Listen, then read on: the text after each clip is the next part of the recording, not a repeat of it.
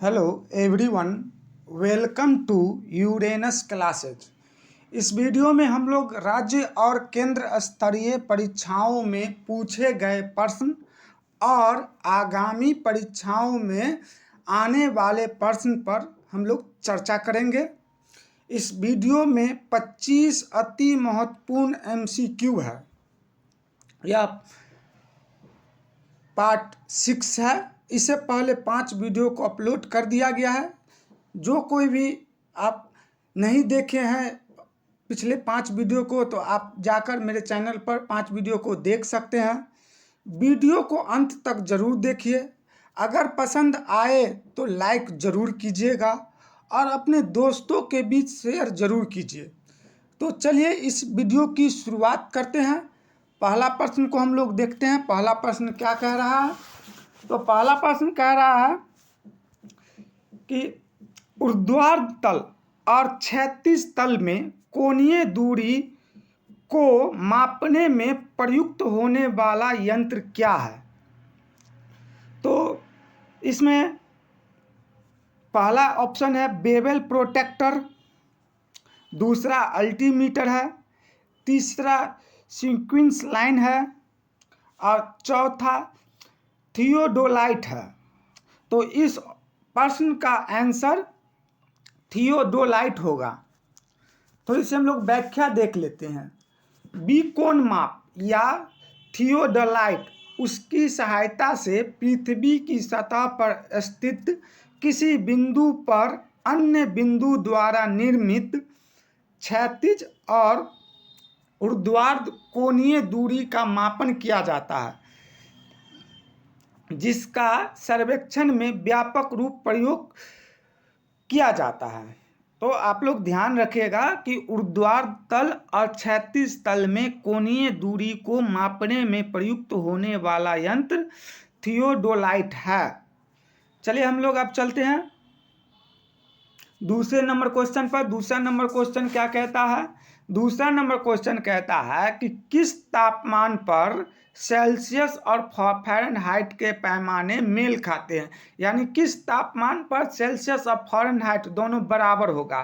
तो यह होगा -40 डिग्री पर बराबर होता है। किस पे होता है? -40 डिग्री पे फ़ारेनहाइट और सेल्सियस दोनों बराबर होता है। चलते अब हम लोग तीसरे क्वेश्चन पर। तीसरा क्वेश्चन क्या कह रहा है देख लेते हैं। तीसरा क्वेश्चन कह रहा कि रिंगेलमैन स्केल का प्रयोग किसके घनत्व मापने में किया जाता है? तो रिंगेलमैन स्केल का उपयोग जो होता है, क्या ध्वनि मापन में किया जाता है, क्या कोहरा के मापन में, कोहरा के घनत्व के मापन में, कि धुआं के घनत्व के मापन में, या प्रदूषित जल के घनत्व के मापन में किया जाता है? तो रिंगेलमैन स्केल का प्रयोग कोहरा के घनत्व के मापन में किया जाता है। ध्यान रखिएगा आप लोग कि रिंगेलमैन स्केल का प्रयोग कोहरा के घनत्व के मापन में किया जाता है। अब देख लेते हैं, थोड़े सा इनके बारे में देख लेते हैं। इसका आविष्कार फ्रांस के कृषि वैज्ञानिक मैक्सिमिलियन रिंगेलमैन के द्वारा किया गया था। किनके द्वारा किया गया था? तो फ्रांस के कृषि वैज्ञानिक थे एक मैक्सिमिलियन, उसी के द्वारा मैक्सिमिलियन रिंगेलमैन के द्वारा यह किया गया था। उन्हीं के नाम पर यह स्केल का भी नाम दिया गया है। तो अब हम लोग चलते हैं चौथे नंबर क्वेश्चन पर। चौथा नंबर क्वेश्चन क्या कह रहा है देख लेते हैं। चौथा नंबर क्वेश्चन कह रहा है निम्नलिखित में से रेडियो सक्रियता का मात्रक कौन सा नहीं है? इसमें पूछ रहा है नहीं कि कौन सा नहीं है, ये पूछ रहा है। तो बेकुरल जरूर होगा, आइंस्टीन ये नहीं होगा, रदरफोर्ड ये भी होगा, क्यूरिक ये भी होगा। तो रेडियो सक्रियता का मात्रक बेकुरल, रदरफोर्ड और क्यूरिक ये तीनों होता है, आइंस्टीन नहीं होता है। ध्यान रखिएगा। रेडियो सक्रियता की खोज हेनरी बेकुरल के द्वारा 1896 ईस्वी में किया गया था। और रेडियो सक्रियता का SI मात्रक बेकुरल होता है, जिसे और क्यू का सिंबल है बेकुरल का। तो रेडियो सक्रियता का एसआई मात्रक बेकुरल होता है और जिसे कैपिटल बी और स्मॉल क्यू से सूचित किया जाता है, ध्यान रखिएगा। चलते अब हम लोग 5वें नंबर क्वेश्चन पे। 5वां नंबर क्वेश्चन क्या कहता है देख लेते हैं। 5वां नंबर क्वेश्चन कहता है कि आवृत्ति को मापा जाता है, किस में मापा जाता है? हर्ट्ज में, मीटर प्रति सेकंड में, कि रेडियन में, कि वाट में? तो आवृत्ति को मापा जाता है हर्ट्ज में मापा जाता है। किस में मापा जाता है? हर्ट्ज में मापा जाता है। रेडियन, ये रेडियन एक है। ये रेडियन के बारे में क्या कहा जाता है? समतल कोण का एसआई मात्रक रेडियन होता है। समतल कोण का एसआई मात्रक रेडियन होता है और शक्ति का एसआई मात्रक वाट होता है। क्या होता है? वाट होता है। और हर्ट्ज जो होता है आवृत्ति को मापा जाता है। आवृत्ति को हर्ट्ज में हम लोग मापते हैं। चलते अब हम लोग 6ठे नंबर क्वेश्चन पे। 6ठा नंबर क्वेश्चन क्या कहता है देख लेते हैं। 6ठा नंबर क्वेश्चन कहता है कि 6ठा नंबर क्वेश्चन कहता है कि सामाजिक आर्थिक नियोजन किस सूची का विषय है? संघ सूची, समवर्ती सूची, सम सूची, राज्य सूची, समवर्ती सूची, या इनमें से कोई नहीं? तो सामाजिक और आर्थिक सूची का विषय, सामाजिक और आर्थिक नियोजन जो है, जो समवर्ती सूची का विषय है। क्या है? समवर्ती सूची का विषय है। अब हम लोग थोड़ा सूची के बारे में देख लेते हैं। सूची किसे कहते हैं? सूची एक पैमाना है जिसे केंद्र और राज्य सरकार दोनों अपने अपने काम को बांट लिया है। तो इनका इतिहास है कि जब 1935 का एक्ट आया था तो उसमें एक केंद्र सूची बना था और एक राज्य सूची बना था कि कुछ काम केंद्र ही करेगा और कुछ काम राज्य ही करेगा। लेकिन जब देश आज़ाद हुआ, संविधान बन रहा था, तो एक नई सूची को जोड़ा गया, समवर्ती सूची को जोड़ा गया, जो ऑस्ट्रेलिया के संविधान से लिया गया। समवर्ती सूची को, इस सूची के बारे में बताया गया कि इसमें राज्य सरकार और केंद्र सरकार दोनों जिस प्रोजेक्ट पर, जिस पर काम करेंगे उसे समवर्ती सूची बोला जाएगा।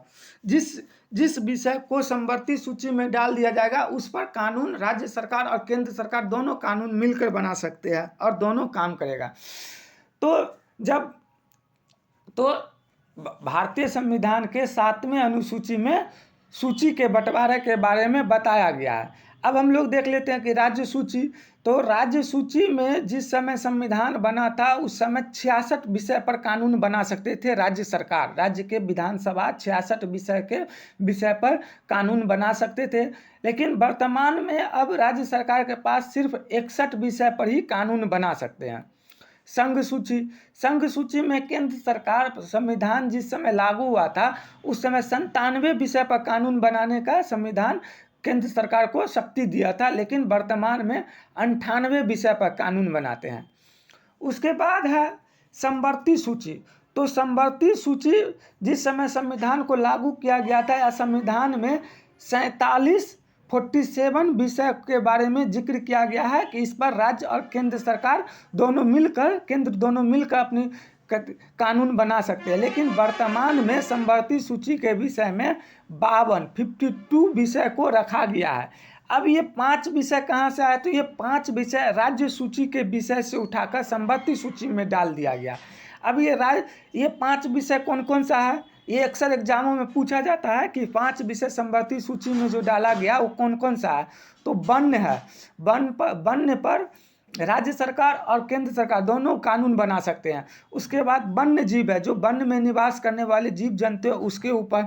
उसके बाद माप तौल की इकाई है। फिर चौथा है न्यायिक प्रशासन और 5वां है शिक्षा। ये शिक्षा पहले राज्य सूची का विषय था कि शिक्षा में जो भी कानून राज्य सूची शिक्षा पर जो भी कानून बनेगा वो राज्य सरकार ही बनाएगा, केंद्र सरकार उस पर कानून नहीं बना सकता। लेकिन जब 42वां संविधान संशोधन 1976 में राज्य के 5 विषय को उठाकर समवर्ती सूची में डाल दिया गया। उस सूची में जो है जो वन, वन्यजीव, नापतोल इकाई, न्यायिक प्रशासन और शिक्षा को समवर्ती सूची में 42वां संविधान संशोधन के द्वारा समवर्ती सूची में डाल दिया गया। इसी कारण जब क्या कहते हैं शिक्षा पर जो है जो उसमें केंद्र सरकार का भी अनुदान होता है। चाहे शिक्षा पर जो भी खर्च होगा उस पर एक अनुपात होता है 60-40 का, और उस अनुपात में जो है जो राज्य सरकार और केंद्र सरकार दोनों मिलकर काम करते हैं। जैसे सर्व शिक्षा अभियान हो गया, जैसे मिड डे मील हो गया, ये सारा चीज़ होता है। तो ध्यान रखिएगा कि सामाजिक और आर्थिक नियोजन जो है जो समवर्ती सूची का विषय है। अब हम लोग चलते हैं 7वां नंबर क्वेश्चन पर। 7वां नंबर क्वेश्चन क्या कह रहा है देख लेते हैं। 7वां नंबर क्वेश्चन कह रहा है कि कृष्णदेव राय द्वारा लिखित पुस्तक आमुक्त मलयाद किस भाषा में लिखा गया है? मलयालम में, तेलुगु में, कन्नड़ में या साहित्य में? तो कृष्णदेव द्वारा लिखित पुस्तक आमुक्त मलयाद तेलुगु भाषा में लिखा गया है। किस भाषा में लिखा गया है? तेलुगु भाषा में लिखा गया है। कृष्णदेव राय तुलुव वंश के एक महान शासक थे, जिन्होंने अपनी माँ के याद में नागलापुर एक नगर की स्थापना भी किए थे, बसाए थे। कृष्णदेव राय के दरबार में तेलुगु साहित्य के 8 सर्वश्रेष्ठ कवि रहते थे, जिन्हें अष्टदिग्गज कहा जाता है। बाबर जिस समय भारत आया था 1526 ईस्वी में, तो उन्होंने एक आत्मकथा लिखा था तुजुके बाबरी, जिसमें कृष्णदेव राय के बारे में भी जिक्र किया हुआ है। ध्यान रखिएगा, कृष्णदेव राय के बारे में भी, दक्षिण के एक महान शासक के बारे में जिक्र किया गया है। तो ध्यान रखिएगा कि कृष्णदेव राय ने नागलापुर शहर की स्थापना की। उसके बाद उसकी राजधानी हम्पी था। तेलुगु भाषा में जो आमुक्त मलयालम एक पुस्तक भी लिखे थे। ध्यान रखिएगा। अब हम लोग चलते हैं 8वां नंबर क्वेश्चन पर। 8वां नंबर क्वेश्चन क्या कहता है देख लेते हैं। 8वां नंबर क्वेश्चन कहता है कि फतुहात ए आलमगीरी यह किसकी रचना है? तो यह रचना क्या ईश्वरदास नागर की है, या औरंगजेब, या निजामुद्दीन अहमद, या खफी खां? तो फतुहात ए आलमगीरी जो है जो ईश्वरदास नागर की एक रचना है। परंतु एक और है फतवा ए आलमगीरी, एक है फतवा ए आलमगीरी, वह औरंगजेब के द्वारा लिखा गया पुस्तक है।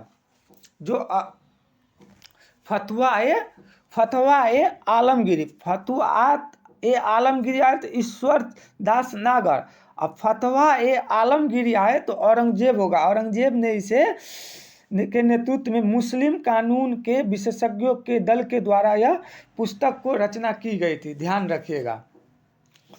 अब हम लोग चलते हैं। तो आप लोग हमेशा ध्यान रखिएगा कि फतुहात ए आलमगीरी आए तो ईश्वरदास नागर को लिखिएगा, आंसर लगाइएगा, और फतवा ए आलमगीरी आए तो औरंगजेब को आंसर लगाइएगा। ध्यान रखिएगा, कन्फ्यूजन नहीं कीजिएगा, नहीं तो कन्फ्यूजन कीजिएगा तो फिर दिक्कत में पड़ जाइएगा।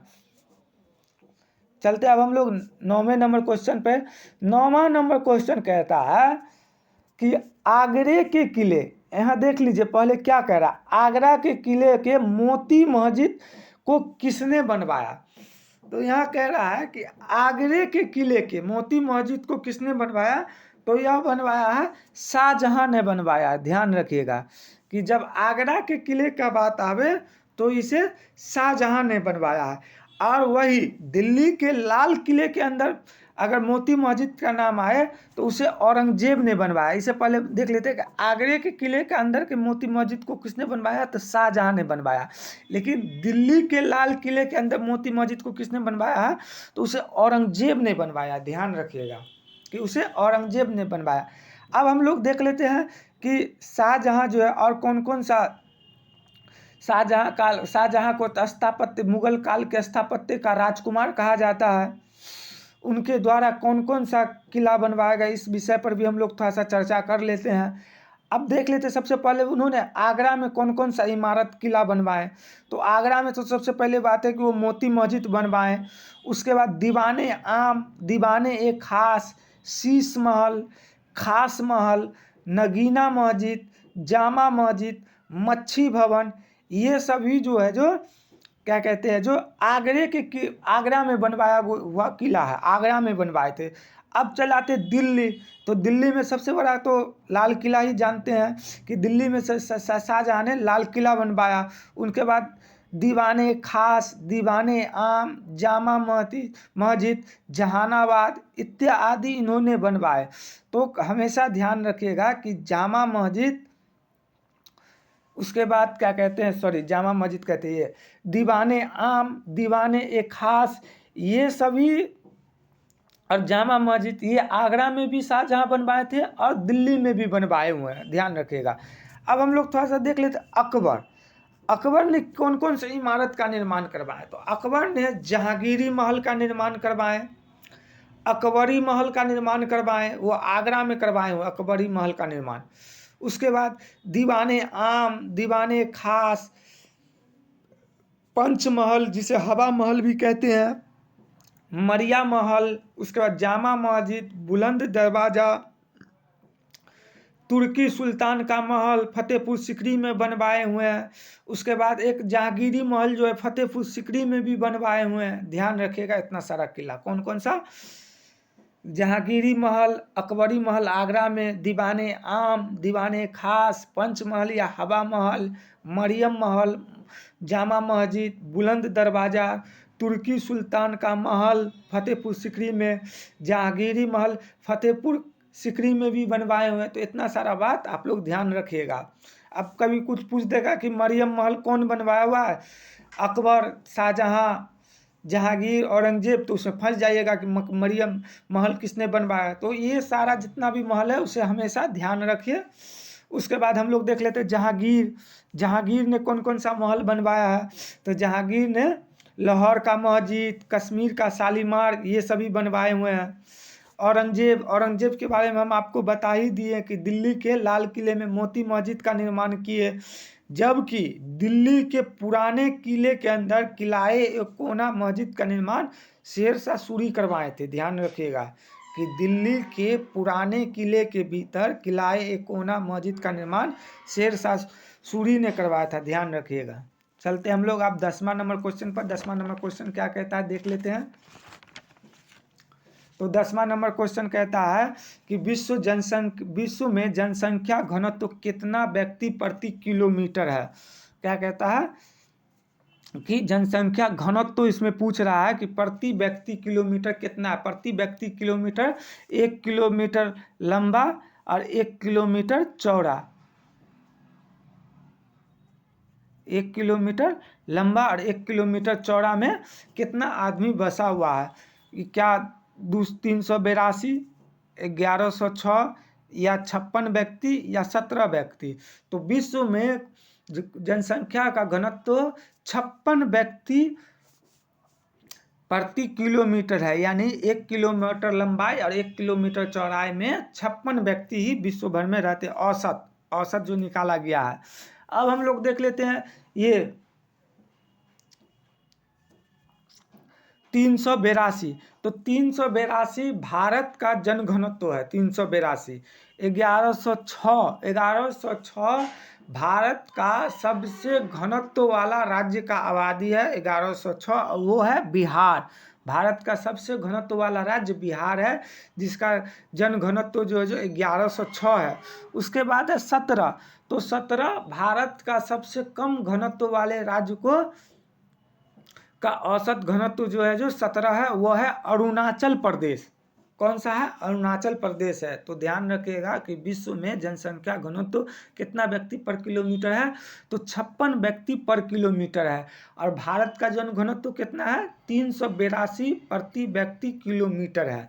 उसके बाद सबसे अधिक जनसंख्या घनत्व किस राज्य का है और कितना है, तो सबसे अधिक जन घनत्व वाला राज्य बिहार है, और जिसका 1106 है, यानी 1 किलोमीटर लंबा और 1 किलोमीटर चौड़ा वाले जगह पर मोटा मोटी लगभग 1106 व्यक्ति रहते हैं। उसके बाद सबसे कम जनघनत्व वाला राज्य कौन है? तो सबसे कम घनत्व वाला राज्य अरुणाचल प्रदेश है, जिसमें 1 किलोमीटर लंबाई और 1 किलोमीटर चौड़ाई में मात्र 17 व्यक्ति रहते हैं, ध्यान रखिएगा। चलते अब हम लोग 11वां नंबर क्वेश्चन पर। 11वां नंबर क्वेश्चन क्या कहता है देख लेते हैं। 11वां नंबर क्वेश्चन कहता है कि गोवा, दमन और दीप को किस संविधान संशोधन द्वारा भारत का अभिन्न अंग बनाया गया? कहने का अभिन्न अंग बनाया गया, यानी इससे पहले नहीं था, ये कहने का मतलब तात्पर्य यहाँ निकल रहा है। तो जिस समय देश आज़ाद हुआ था उस समय भारत का अभिन्न अंग गोवा, दमन, दीप नहीं था। देख लेते हम लोग कौन सा क्या कह रहा है। ऑप्शन में क्या कह रहा है?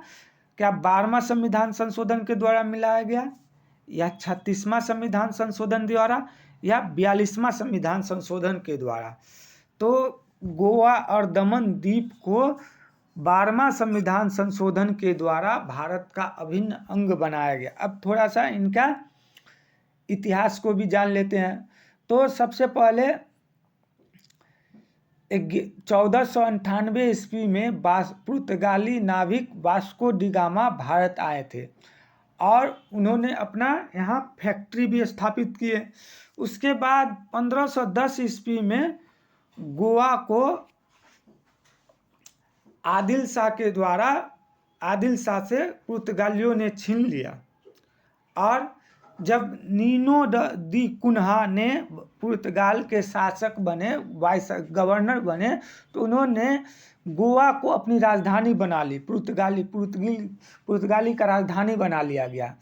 और 1961 तक पुर्तगाली गोवा पर कब्जा किए हुए थे। तो 1961 में, वर्ष 1961 में ऑपरेशन जीरो आवर, ऑपरेशन विजय के तहत पुर्तगाली को भारत से बाहर किया गया। और 1962 में 12वां संविधान संशोधन करके गोवा और दमन द्वीप को भारत का अभिन्न अंग बनाया गया। तो ये बात आप लोग याद रखिएगा। आपसे ये भी बराबर पूछ दिया जाता है कि गोवा पर पुर्तगालियों ने अधिकार कब कर लिया? तो गोवा पर पुर्तगालियों ने 1510 ईस्वी में अधिकार कर लिया। यह यूसुफ आदिल शाह से छीनकर पुर्तगालियों ने अपने में मिला लिया, पुर्तगाली साम्राज्य में मिला लिया। उसके बाद एक गवर्नर आया पुर्तगाली का, नीनो द कुन्हा। उन्होंने पुर्तगाल की राजधानी, पुर्तगाली क्षेत्र का राजधानी गोवा को बनाया, ध्यान रखिएगा। उसके बाद सबसे पहले आने वाले पुर्तगाली थे जो 1498 में, सबसे बाद में जाने वाले भी 1961 में पुर्तगाली ही थे, ध्यान रखिएगा। अब देख लेते हैं 36वां संविधान संशोधन। तो 36वां संविधान संशोधन 1975 के द्वारा सिक्किम को भारत का अभिन्न अंग बनाया गया। उसके बाद 42वां संविधान संशोधन है। तो 42वां संविधान संशोधन को 1976 में बनाया गया, जिसमें बहुत सारे प्रावधान को दिया गया और इसे भारत का लघु संविधान भी कहा जाता है। तो ध्यान रखिएगा। चलते अब हम लोग 12वां नंबर क्वेश्चन पर। 12वां नंबर क्वेश्चन क्या कहता है? तो 12वां नंबर क्वेश्चन कहता है कि विश्व का एकमात्र देश जहां महिलाओं के लिए सैन्य सेवा अनिवार्य है, महिलाओं के लिए सैन्य सेवा अनिवार्य है, तो वह देश है इजराइल। इजराइल एकमात्र विश्व का देश है जहां महिलाओं के लिए सैन्य सेवा अनिवार्य है। अब हम लोग देख लेते हैं ऑस्ट्रेलिया को देख लेते हैं। यह सबसे छोटा महाद्वीप है। इसे प्यासी भूमि कहा जाता है। इसे कंगारुओं का देश कहा जाता है। इसका सबसे बड़ा नगर सिडनी है। उसके बाद सबसे बड़ा पर्वत ग्रेट डिवाइडरी रेंज है। उसके बाद सबसे बड़ी नदी मरे डार्लिंग है। सबसे बड़ा झील इरी झील है। उसके बाद मरुस्थल के बारे में भी देख लेते हैं। ऑस्ट्रेलिया के मरुस्थल सैंडी एवं गिब्सन है। ऊन और बॉक्साइट के उत्पादन में प्रथम स्थान पर है। बॉस और तस्मानिया जलसंधि जो है। ब्रिक फील्डर स्थानीय गर्म हवा है वहाँ की। डॉन्स शीतोष्ण कटिबंधीय घास का मैदान है। उसके बाद ये उष्णकटिबंधीय का घास के मैदान को पोकलैंड कहते हैं। तो इतना सारा बात को आप लोग हमेशा ध्यान रखिएगा ऑस्ट्रेलिया के बारे में। उसके बाद न्यूजीलैंड है, तो न्यूजीलैंड के बारे में भी देख लेते हैं हम लोग थोड़ा सा। तो न्यूजीलैंड के गर्म स्थानीय गर्म हवा को नॉर्वेस्टर कहते हैं। वहाँ में एक माओरी जनजाति पाई जाती है। न्यूजीलैंड को दक्षिण यूरोप का दक्षिण ब्रिटेन कहा जाता है। दक्षिण यूरोप न्यूजीलैंड को दक्षिण ब्रिटेन भी कहा जाता है। यह ऑस्ट्रेलिया से 2500 किलोमीटर की दूरी पर है और प्रशांत महासागर में है। कहाँ है? प्रशांत महासागर में है। उसके बाद हम लोग देख लेते हैं 13वां नंबर क्वेश्चन देख लेते हैं कि 13वां नंबर क्वेश्चन क्या कहता है। तो शीघ्रता से घूमने वाले तारे जो उच्च रेडियो तरंग, कौन सा रेडियो तरंग छोड़ते हैं, वो क्या कहलाते हैं? तो वो कहलाते हैं पल्सर कहलाते हैं। क्या कहलाते हैं? जो शीघ्रता से घूमने वाले तारा है जो उच्च रेडियो तरंग को छोड़ते हैं, वो कौन क्या कहलाते हैं? तो वह पल्सर कहलाते हैं। ध्यान रखिएगा, वो क्या कहलाते हैं? तो पल्सर कहलाते हैं। अब हम लोग देख लेते हैं थोड़ा सा ये 14 नंबर क्वेश्चन। 14 नंबर क्वेश्चन क्या कहता है देख लेते हैं। तो 14 नंबर क्वेश्चन कहता है कि अंतर्राष्ट्रीय न्यायालय कहाँ स्थित है? तो अंतर्राष्ट्रीय न्यायालय द हेग में स्थित है। कहाँ है? नीदरलैंड की राजधानी द हेग में है। इस न्यायालय में का न्यायाधीश बनने वाला प्रथम भारतीय डॉक्टर नागेंद्र सिंह है और दूसरा भारतीय दलवीर भंडारी है। इसमें कुल 15 न्यायाधीश होते हैं और इनका कार्यकाल 9 वर्षों का होता है। ध्यान रखिएगा कि अंतर्राष्ट्रीय न्यायालय में 15 न्यायाधीश होते हैं और उनके कार्यकाल 9 वर्ष का होता है और उनकी राजधानी द हेग नीदरलैंड है। और इसमें पहला भारतीय जज बनने वाले न्यायाधीश बने डॉक्टर नागेंद्र सिंह और दूसरा दलवीर भंडारी है। यह संयुक्त राष्ट्र संघ का एक अभिन्न अंग है। चलिए अब हम लोग चलते हैं 15 नंबर क्वेश्चन पर। 15 नंबर क्वेश्चन क्या कहता है? तो 15 नंबर क्वेश्चन कहता है कि लाल बहादुर शास्त्री स्टेडियम कहाँ है? तो लाल बहादुर शास्त्री स्टेडियम हैदराबाद में है। कहाँ है? हैदराबाद में। लाल बहादुर शास्त्री स्टेडियम हैदराबाद में। ध्यान रखिएगा, ये सभी स्टैटिक क्वेश्चन है, आपको सीधे याद रखना होगा। अपरकट शब्द का संबंध किस खेल से है? तो अपरकट शब्द का संबंध बॉक्सिंग से है। किससे है? बॉक्सिंग से है। उसके बाद है एक तैराकी। तो तैराकी का भी एक शब्द है बेस्ट स्ट्रोक शब्द जो है, स्ट्रोक जो है शब्द, वो तैराकी से संबंधित है। अब हम लोग चलते हैं 17 नंबर क्वेश्चन पर। 17 नंबर क्वेश्चन कहता है कि सरिस्का अभ्यारण्य कहाँ है? सरिस्का, तो सरिस्का अभ्यारण्य राजस्थान में है। कहाँ है? राजस्थान में है। अब हम लोग देख लेते हैं कि राजस्थान में और कौन कौन सा अभ्यारण्य है। तो माउंट आबू अभ्यारण्य है, जवाहर सागर अभ्यारण्य है, सीता माता अभ्यारण्य है। उसके बाद हम लोग देख लेते हैं पश्चिम बंगाल में कौन कौन सा है। तो बेतला नेशनल पार्क है, बेतला झारखंड में। पश्चिम बंगाल में जो है जो सुंदरबन नेशनल पार्क है, बुक्सा अभ्यारण्य है। बुक्सा और सुंदरबन के बारे में जरूर ध्यान रखिएगा। उसके बाद हम लोग झारखंड के बारे में देख लेते हैं। तो बेतला नेशनल पार्क कहाँ है? झारखंड में है। गौतम बुद्ध अभ्यारण्य वो झारखंड में है। उसके बाद हजारीबाग अभ्यारण्य वो भी झारखंड में है। तो सरिस्का अभ्यारण्य कहाँ है? राजस्थान में है। ध्यान रखिएगा। चलते अब हम लोग 18 नंबर क्वेश्चन पर। 18 नंबर क्वेश्चन क्या कह रहा है देख लेते हैं। तो 18 नंबर क्वेश्चन कह रहा है निखिल बनर्जी का संबंध किससे है? तो निखिल बनर्जी का संबंध सितार वादक से है। निखिल बनर्जी का संबंध सितार वादक से। अब सितार वादक में और कौन कौन है?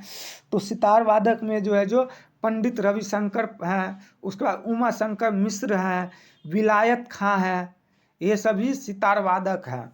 उसके बाद तबला वादक के बारे में भी देख लेते हैं। तो तबला वादक में उस्ताद अल्लाह रखा है, उसके बाद उस्ताद जाकिर हुसैन हैं, किशन जी महाराज हैं, ये सभी तबला वादक है। बांसुरी वादक को भी देख लेते हैं। तो बांसुरी वादक में पंडित हरि प्रसाद चौरसिया, एन लीला, पन्नालाल घोष, राजेंद्र प्रसाद, ये सभी बांसुरी वादक है। तो सितार वादक का संबंध किससे है? निखिल बनर्जी का संबंध किससे है? तो सितार वादक से है। चलिए अब हम लोग चलते हैं 19 नंबर क्वेश्चन पर। तो 19 नंबर क्वेश्चन क्या कह रहा है देख लेते हैं। संस्कृत का केंद्रीय विद्यालय कहाँ स्थित है? तमिलनाडु, तेलंगाना, आंध्र प्रदेश या सभी जगह उपलब्ध है? उपयुक्त में से सभी, ये तीनों जगह पर उपलब्ध है। तो संस्कृत का केंद्रीय विद्यालय आंध्र प्रदेश में है। कहाँ है? आंध्र प्रदेश के तिरुपति में है। कहाँ है? आंध्र प्रदेश के तिरुपति में है, ध्यान रखिएगा, आंध्र प्रदेश के तिरुपति में है। अब हम लोग चलते हैं 20 नंबर क्वेश्चन पर। 20 नंबर क्वेश्चन क्या कह रहा है देख लेते हैं। तो 20 नंबर क्वेश्चन कह रहा है कि 14 नवंबर को कौन सा दिवस बनाया जाता है? तो 14 नवंबर को विश्व मधुमेह दिवस बनाया जाता है। क्या बनाया जाता है? विश्व मधुमेह दिवस को बनाया जाता है 14 नवंबर को। अब है एक विश्व कैंसर दिवस। तो विश्व कैंसर दिवस हर साल 4 फरवरी को बनाया जाता है। अंतर्राष्ट्रीय बाघ दिवस, तो अंतर्राष्ट्रीय बाघ दिवस 29 जुलाई को बनाया जाता है हर साल। विश्व जनसंख्या दिवस, तो विश्व जनसंख्या दिवस हर साल 11 जुलाई को बनाया जाता है। ध्यान रखिएगा कि ये क्या कहते हैं, विश्व जनसंख्या दिवस 11 जुलाई को बनाया जाता है। और यह अक्सर एग्जामों में पूछा जाता है कि विश्व जनसंख्या दिवस कब बनाया जाता है, या अंतर्राष्ट्रीय बाघ दिवस कब बनाया जाता है, विश्व कैंसर दिवस कब बनाया जाता है, विश्व साइंस डे कब बनाया जाता है, नेशनल साइंस डे कब बनाया जाता है। तो नेशनल साइंस डे 28 फरवरी को बनाया जाता है। हम लोग अब चलते हैं 21 नंबर क्वेश्चन को देखते हैं क्या कहता है। तो 21 नंबर क्वेश्चन कहता है कि पटना कॉलेज का स्थापना कब हुआ? तो पटना कॉलेज का स्थापना हुआ था 1863 में हुआ था। ये पटना विश्वविद्यालय नहीं पूछ रहा है, ये पटना कॉलेज पूछ रहा है। तो ध्यान रखिएगा कि पटना कॉलेज का स्थापना 1863 ईस्वी में हुआ था। ध्यान रखिएगा, जब बिहार स्पेशल का आप अगर एग्जाम देते हैं, बिहार SI, बिहार SSC, बिहार दरोगा, बिहार पुलिस या बिहार फायरमैन, ये सब का एग्ज़ाम देते हैं तो अक्सर इस तरह का सवाल को दिया जाता है जो आपको कंफ्यूज कर सके। तो ध्यान रखिएगा कि पटना कॉलेज की स्थापना 1863 ईस्वी में हुआ था। चलते हम लोग 22वां नंबर क्वेश्चन। बिहार में सदर अंजुमन ए हिंद नामक संस्था के संस्थापक कौन थे? गजाधर प्रसाद, सर अली इमाम, पूर्णेंद्र नारायण सिन्हा या मुंशी प्यारेलाल। तो बिहार में सदर अंजुमन ए हिंद नामक संस्था की स्थापना मुंशी प्यारेलाल ने किए थे। ध्यान रखिएगा कि मुंशी प्यारेलाल ने किए थे। यह संस्था तिलक या दहेज प्रथा की समाप्ति के लिए बनाई गई थी। सदर ए अंजुमन ए हिंद यह दहेज प्रथा और तिलक की समाप्ति के लिए बनाई गई थी। तो सो ध्यान रखिएगा आप लोग। अब हम लोग चलते हैं 23वां नंबर क्वेश्चन। 23वां नंबर क्वेश्चन कह रहा है कि बिहार छात्र परिषद, कौन सा? बिहार छात्र परिषद का गठन किसने किया? राजेंद्र प्रसाद, वज्र किशोर प्रसाद, महेश नारायण या हसन इमाम। तो